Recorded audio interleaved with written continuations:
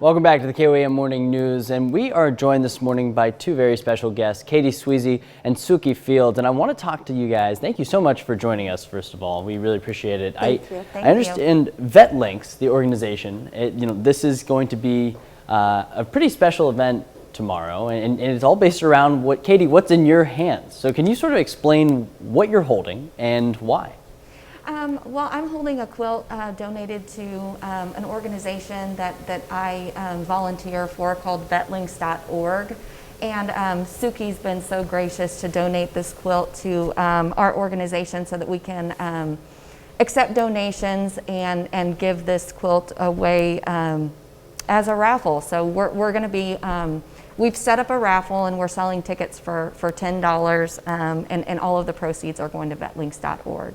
Suki, can you explain to me, first of all, this is a gorgeous, are you able to hold it up just so we can fully see that? That's incredible. I'm curious, Suki, what made you want to do this? Have you been making quilts for a long time, and I guess why VETlinks? I've been quilting for about 11 years since I belong to Little Balkans Quilt Guild, and they do a donation of a quilt of honors every year to all the veterans as possible as they can, and to have an appreciation for all the veterans that are saving us. Beautiful. Well, Katie, can you explain a little bit more about VETlinks? Because people might not be familiar with what you guys do. So we raise money for veterans and their caregivers and their families that are suffering from post-traumatic stress disorder, traumatic brain injury, and substance abuse. And what we do is we provide a lot of times emergency needs that come, whether it's housing, temporary housing, or we've had situations where we've helped veterans with funding to get their service dogs licensed, and so we just any need that veterans have where there's a shortfall with the Veterans Administration, we come in and we take care of a lot of times, like I said, emergency needs. How have those services you guys provide maybe changed, or maybe zeroed in on one or two things in particular over the course of this year, or have they at all? Yes, if you go to our website, VETlinks.org, we've got an annual newsletter out, and it details actually all of the needs since our organization started.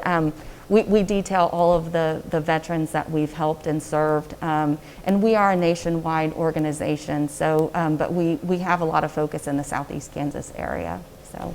Awesome. Well, Suki, do you plan on making another quilt like this? Because this is, how long did this take you, I guess is the real question. I think this one took about 2 weeks because I was in a short time and I wanted to donate it to VETlinks so they can have a raffle out to get funding so they can help with the caregiver and the veterans.